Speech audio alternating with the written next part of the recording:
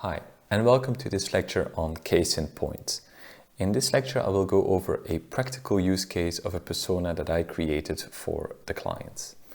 To set the context, a rather small bank in Belgium wanted to rebrand its offer for their younger retail segment.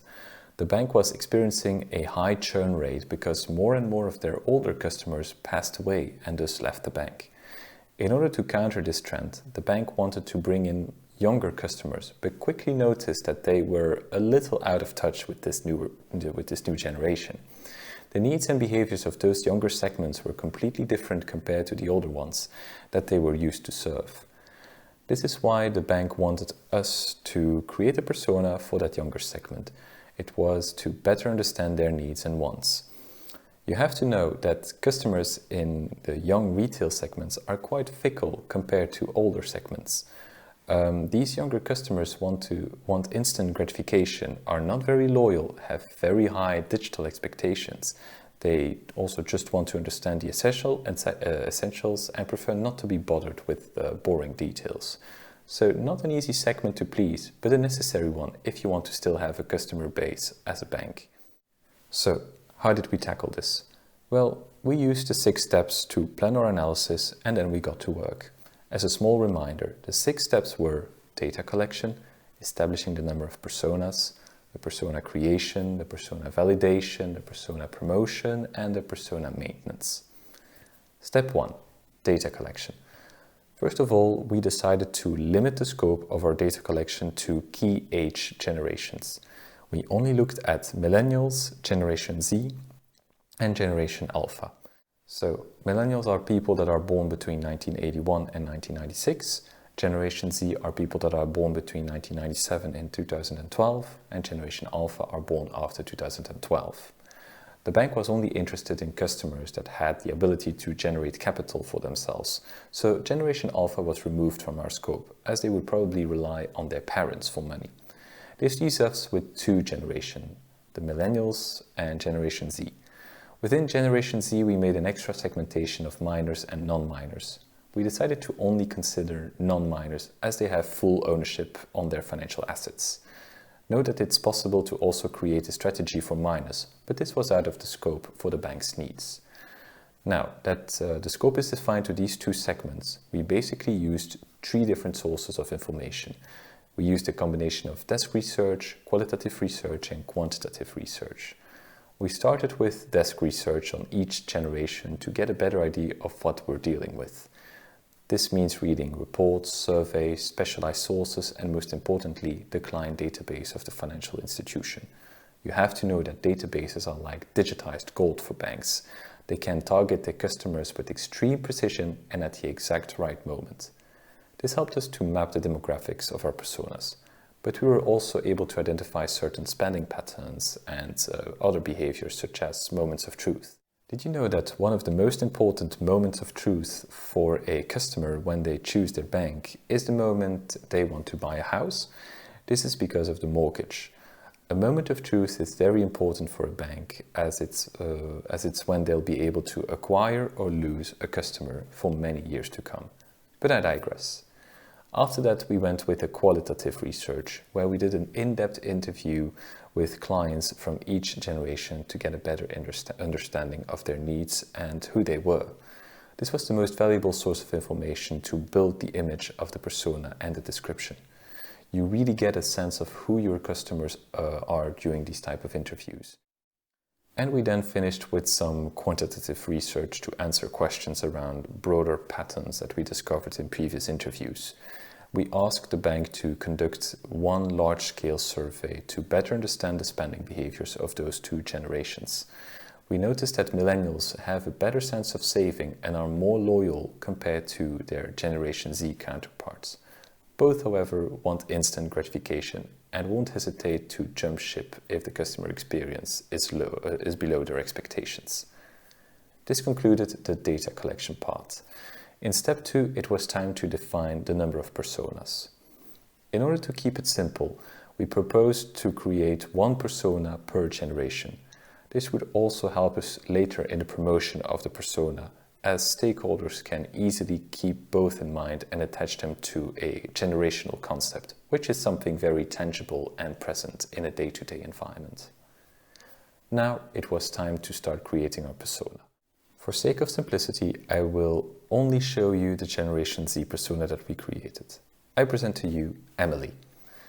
First up, we have to define the imagery and the name. We have decided to go with a young person to indicate the generational aspect. We first chose the name Elsa, but we felt this is already too much of a reference to the Frozen movies, so we changed it to Emily to make sure we kept a neutral profile for her. Just look at the most common names for boys and girls and you have yourself a name. Basic information. What do we have in our basic information? Emily is a 20-year-old female who currently lives in Brussels. She is a second-year art student and likes to take things as they come, one step at a time. This quote indicates that she is not too worried about life as she just really started her journey as an independent adult. She also has a student job, which gives her a small revenue and puts her in the retail segment. This segment incorporates all customers that have a certain amount of capital, which is capped at, let's say, 100K. This segment often holds the bulk of customers for most commercial banks. With this information, you already have a very basic image of who the customer is, but we need more if we want to create an offering that fits their needs. Let's now move on to the more detailed information. First up, time allocation. Emily's typical day includes studying, spending time with her friends and family, doing sport, hobbies like drawing and visiting museums, and a little bit of investing. As you can see, Emily doesn't have a lot of time to focus on investing, which is understandable given her lifestyle. This is something we have to take into account in our offering later. Needs and goals. Emily was able to save up some money thanks to her student job in a grocery store. She heard that one of her friends has been investing and earned some pocket money and on the side without having to do anything. Emily got interested and would also want something similar. Money, just earning money without having to do anything, does sound quite nice to her. Then, motivation and interests. Regarding Emily's motivation and interest, we wrote down the following. She is quite focused on her studies in arts, and she likes to visit museums to get some inspiration for her drawings. It's also quite handy as she's able to pick up things related to her studies.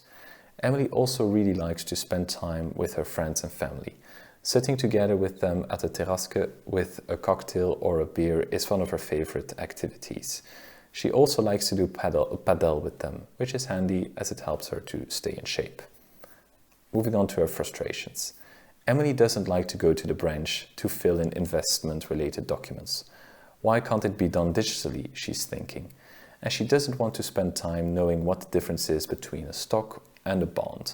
Can't my money just be invested in something that brings some value later on? So you notice from her frustrations that she's not really patient and just wants that instant gratification. Not easy for a bank that is used to serving older generations that like to figure out every little detail. We also added two specific components that are less common in persona analysis. These are attitude towards the bank and technology savviness. We believe these components will be key into developing a compelling offering for these two personas. So, what's Emily's attitude towards the bank in general? Emily holds no particular loyalty towards her bank. It's just the same bank that her parents had for all the time, and so she never bothered to look for another one. Emily only interacts with the bank to make payments and receive her student job salary on. It's important that they have a nice and smooth working application, as she never uses the desktop application. She's always out with her friends, remember? Technology savviness. Emily is not a gadget freak or an early adopter, but she will look into features that her friends have been recommending to her.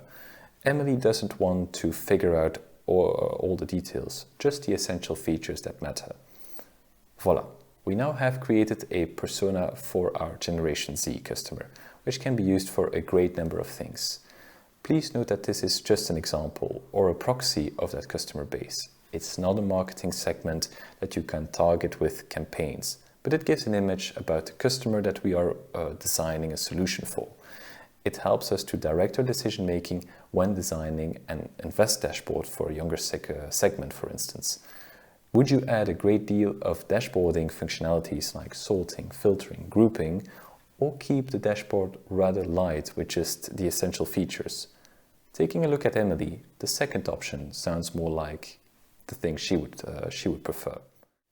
Next, it's important to validate the persona with our stakeholders and to promote it within the organization. Depending on the company, the validation typically is done in a steering committee. If you receive a go from them, it's time to also promote it to the relevant stakeholders to ensure that everyone is working towards solving the needs of the same persona. This is very important as it creates a customer-oriented focus throughout the rest of the company, which will positively impact the user experience at all layers. Once that's done, you need to maintain your persona by regularly reviewing the basic and detailed information. In the context of this case, in a couple of years, the millennial generation won't probably be considered as being a young generation anymore, so it will need to make room for the new alpha generation, which probably has its own needs and wants. So there you have it. The bank is now able to create offerings that fit the needs and wants of this persona. And now it's your turn to make one. I have a rather fun assignment for you. I want you to create a persona of someone that you are familiar with. This can be yourself, a family member, or even a friend. But don't go too much into detail, as your persona is supposed to be a representation of a group of customers with distinct features. Don't hesitate to go back to the building blocks and the steps to create your persona. If possible, try to validate the persona with other people that you know and see if they agree with the results. If you're stuck, don't hesitate to message me and we'll definitely find a way to move forward. So that's it for me. I wish you the best of luck with the assignment. Bye.